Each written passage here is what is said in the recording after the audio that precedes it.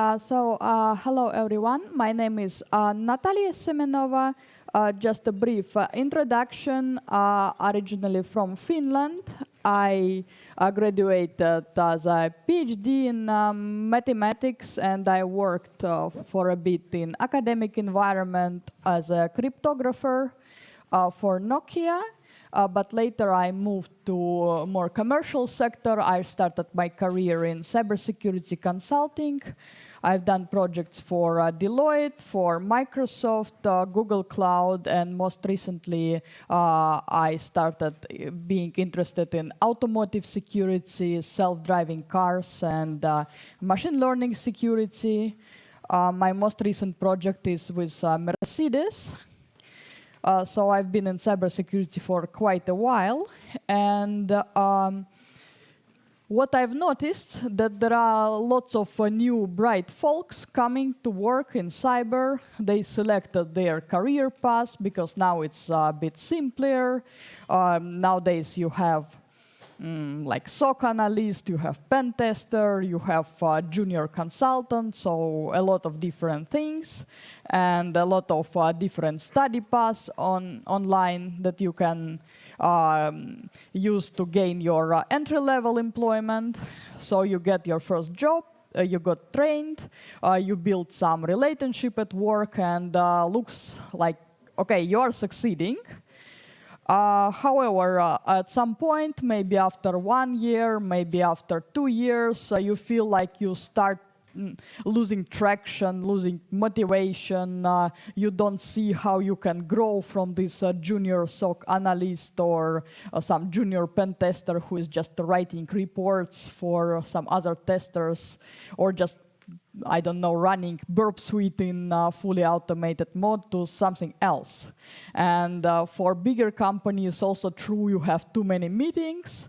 80% of your time are meetings, and the certain dread like AI is coming for your job because you are too beginner level. And I got lots of questions about this. Like the very quick takeaway from it, what I generally recommend to people, first of all, know your value. You should understand that if you are thinking like a human, AI is not coming for your job. Then you should realize that there is always way to grow. So as long as you want to grow, as long as you want to stay in cybersecurity, it's just a matter of search before you find your own way. And important thing is to that growth is directly connected to how you are building your relationship in professional sphere, and first and foremost, of course, with your colleagues and your manager, who is one of the most important figures in your professional life. Of course, you have to get new knowledge. There is no such thing that you have educated in cybersecurity with this 6 months boot camp and you just keep going with it. So, of course, not. Then professional network, because sometimes the first job you got is not always the optimal. So maybe it's just not you losing motivation, maybe it's just like the job not psychologically safe, or maybe the motivation of the company doesn't fit into your system of values. And finally, you should start working on your professional brand. Almost from the day one when you decide to get into cyber. So in the rest of the presentation, I would briefly go a little bit more details into those 7 points. So first thing first, and it's to know your value and to not to get discouraged by anything that you experience. Because indeed, there could be some weaknesses that you feel like are preventing you from being really good at the job that you're currently doing. Let's say you are a SOC analyst, but you have troubles concentrating on reading logs. this could be, maybe you are better suited for being a consultant, because there you have to switch your attention quite quickly, and what is your weakness as a SOC analyst will become your strengths as a consultant. Also, sometimes you feel like you're in some kind of negative environment. But it's important to remember that most people are actually not evil. They have their working styles.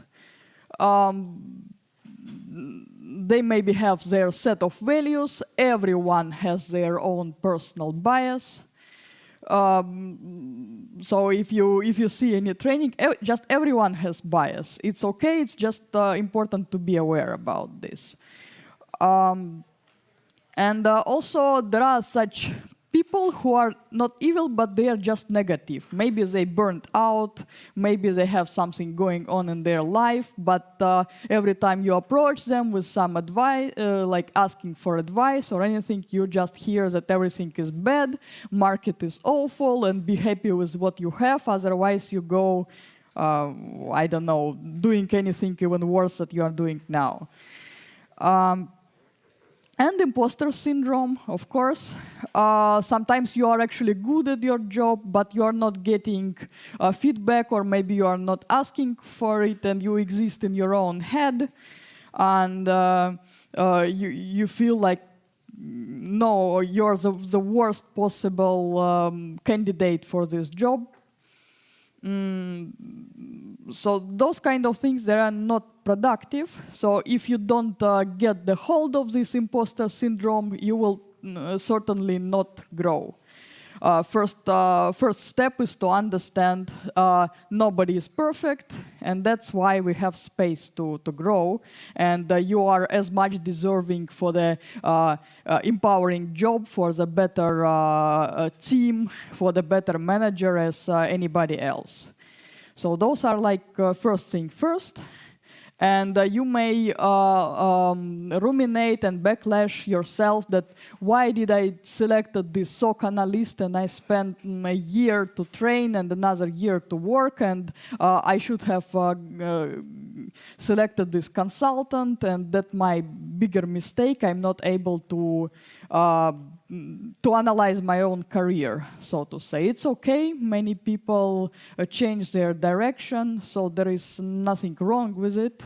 And it's anyway easier to switch from one cybersecurity area to another than to just get into cyber. So if you got there in the first place, then you are already doing great.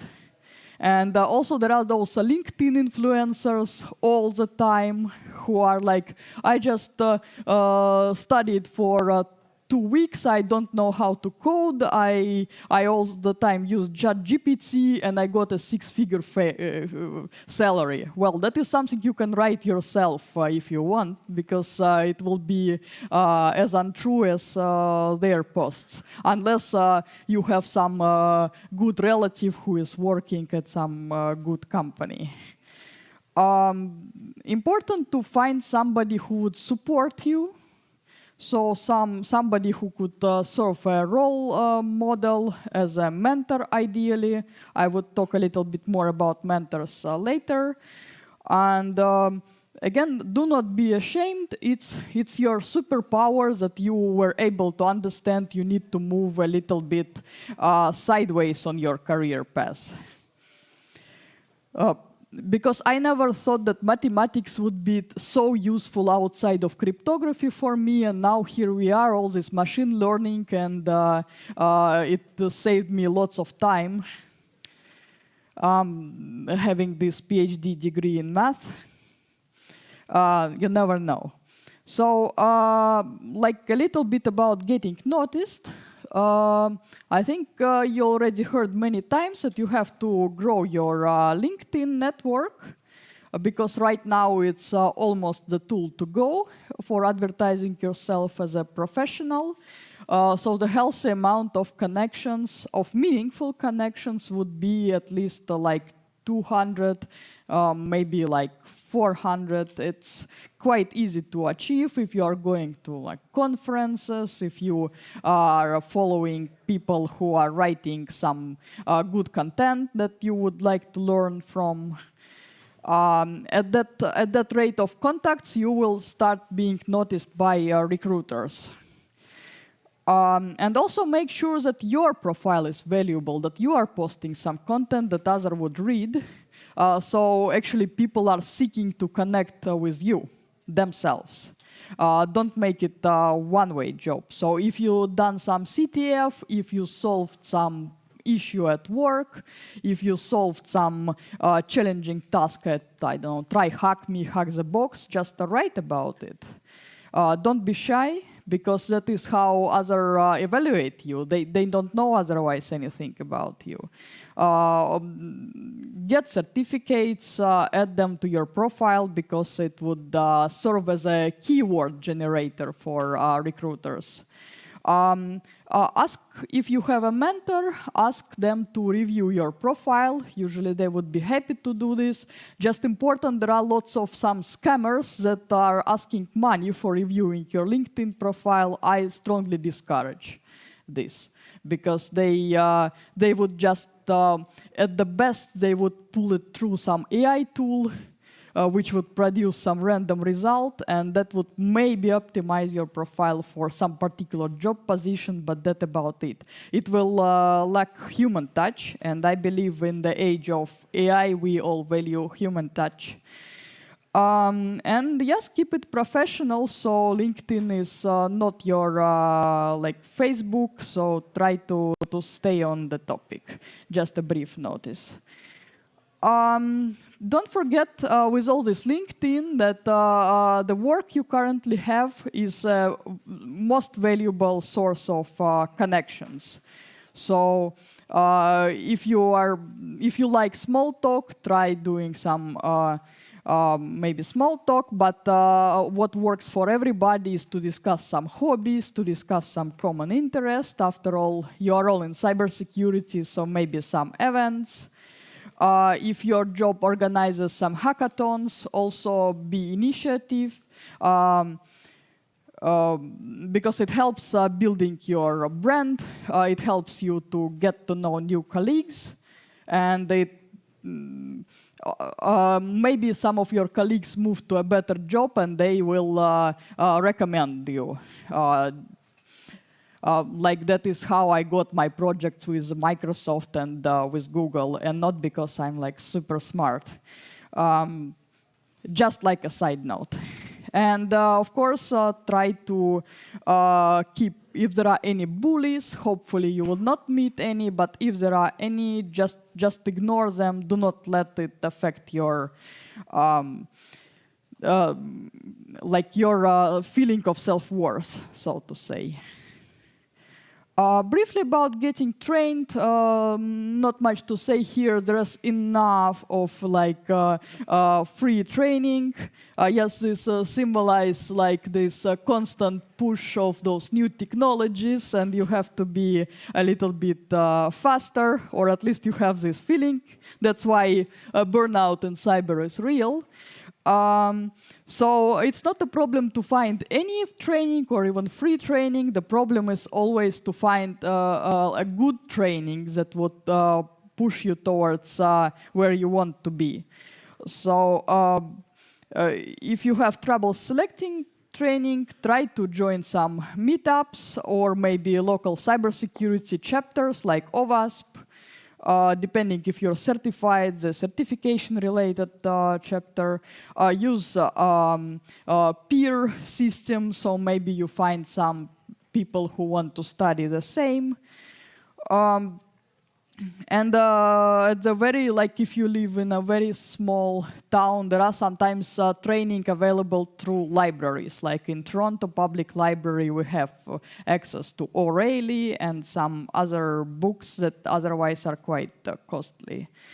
The cloud, so if you haven't done so already, I believe the cloud skills are essential right now. You may don't like the cloud, you may say it's somebody else's computer, but that is what is in demand right now.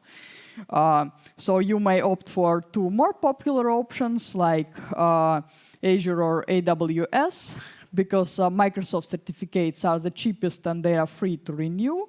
Or you may put some effort into Google Cloud, which is now growing, so it's slowly catching up. But keep in mind that both AWS and Google have a fee for a certification that you have to pay every 2 years to stay current.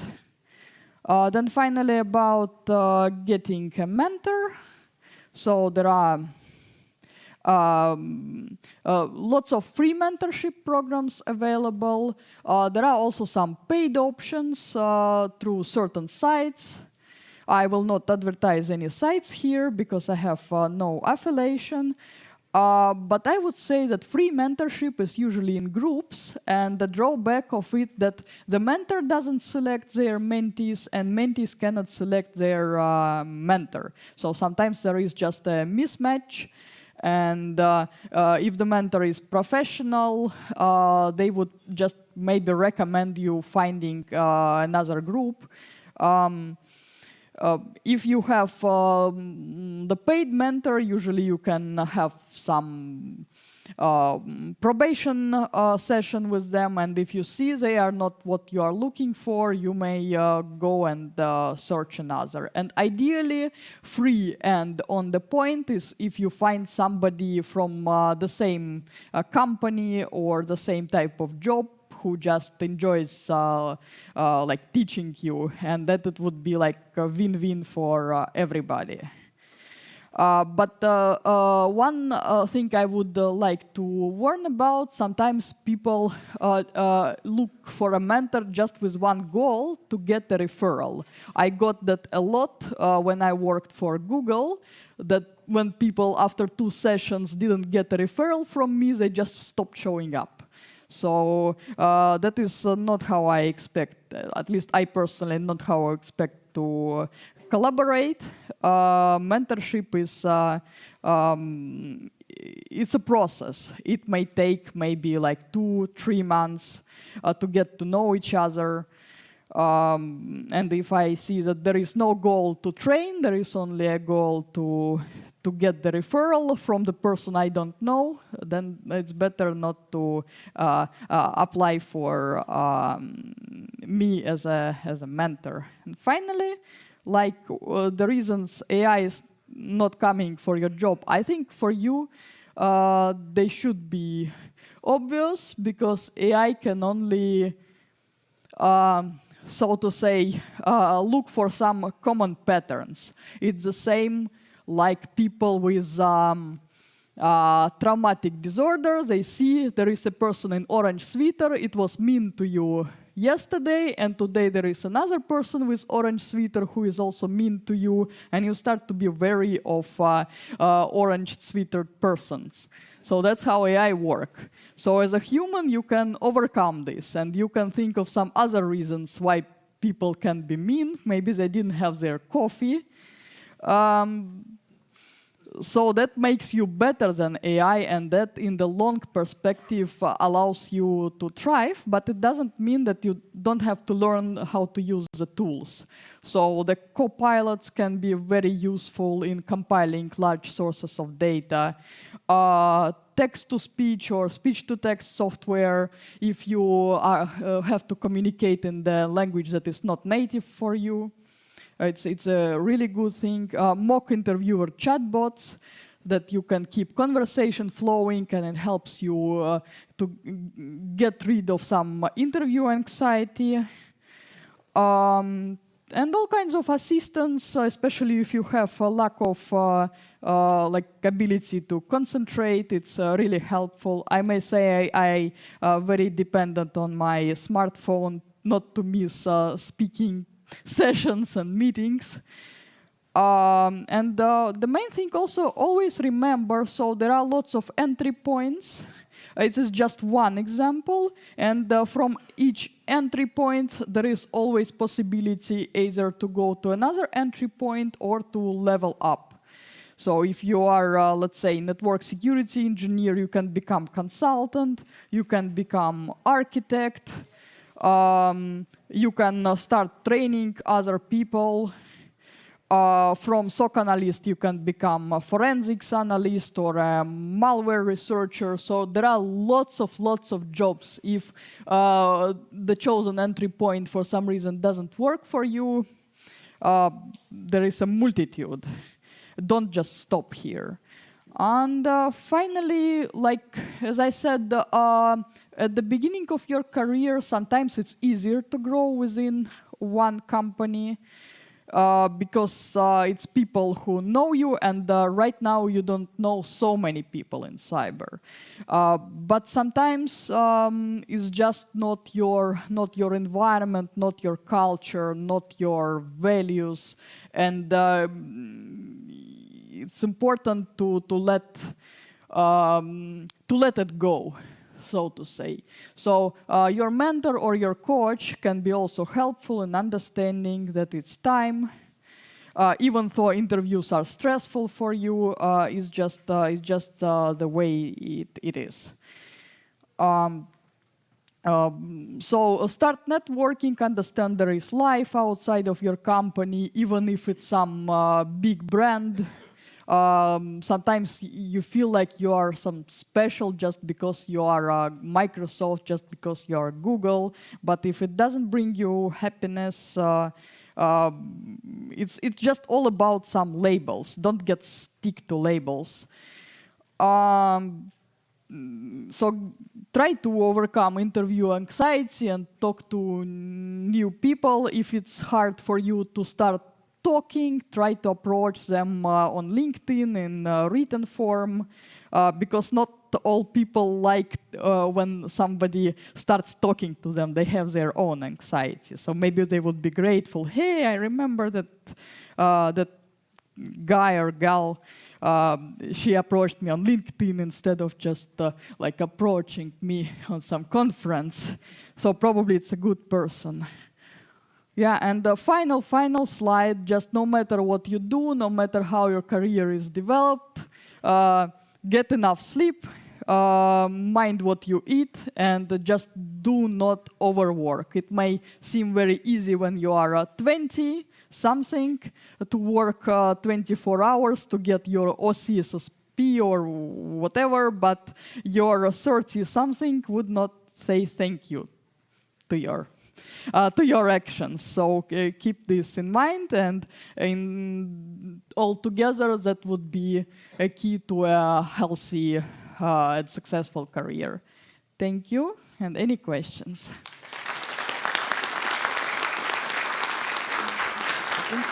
We have like 3 minutes, right? Yeah, we've got about like 3 to 5 minutes for questions. So does anyone have any questions for Natalia? Yes, in the front. Do you have advice for senior employees who would like to be mentors, or advice on how to mentor or how to find mentees? So there are some ways. There are some non-profit programs. They are usually specialized into certain category. Like I worked with women in cybersecurity, for example. Now I work with Cyber Girls. That is a program for those who are located in Africa. I'm really enjoying working with it. Or the paid mentorship sites, you can find. I just don't want to advertise them, but there are sites where you can register your profile as a mentor, and you can start accepting requests. Usually you advertise it also on LinkedIn. You will get the nice button in your profile, book a mentorship session with me, and that is how you find it. Maybe you would even earn something, I don't know. I just don't do much paid mentorship. Okay, well, I have a question. I might put you on the spot with this question. But I noticed you said a little bit about imposter syndrome earlier in the talk. I was wondering, do you have a time when you felt imposter syndrome and how you overcame it for yourself? I think, most of us have this imposter syndrome. All the time for me. So It's just the level of severity of this syndrome. So, like, if I could do a little bit more, maybe that's okay. But if it's just, I will not talk on the meetings, I will not ask for a raise, I will not ask for this promotion, that is self-destructive. So it's important to understand, to tell yourself that you are deserving this. And I personally like posting things on LinkedIn, and I see how many people react. Or when I'm talking, and then some people contact me and saying, "Hey, you said something inspirational or useful," and that helps me to understand that my experience has a value. Yes. So putting yourself out there has helped you yes. with dealing with that. How about the rest of the audience? I'm curious. Hands up, who's got imposter syndrome, like big time? Oh yeah, it's quite a lot of you, over 50%. Okay. Any other questions? Yes.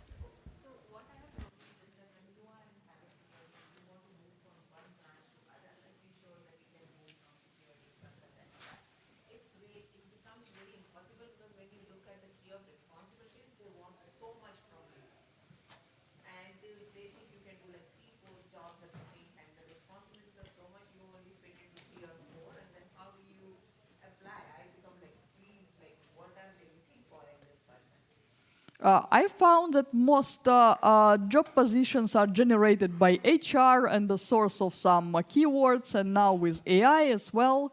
So it's good to reach out to the hiring manager, talk to them, and understand what actually they want, because in 90% of cases, it's not even that bad. Yeah, so the question was around cybersecurity positions posted are unbelievably long and complex with a lot of skills requested. That was one, and then the other one is even being in cyber, going from one path to another in cyber, you found challenging. Yeah, so talking to the hiring manager and actually getting the real dirt on what they're expecting rather than what the HR team is expecting, I think. I just have a very, very quick example. So once I talked directly to hiring manager, they liked me and they invited me to apply, and I followed the standard process, and first step was HR, and there was some lady who looked at my CV and said, "What the I would have never called you back. I don't know why the hiring manager asked me to even talk to you." And then I got rejected, and then I called this manager. I had his number, and I said, "Why?" And he said, "I don't know, no." And I got this project in the end. So just HR just clicked reject on me because she didn't like me, but the hiring manager liked me and he hired me.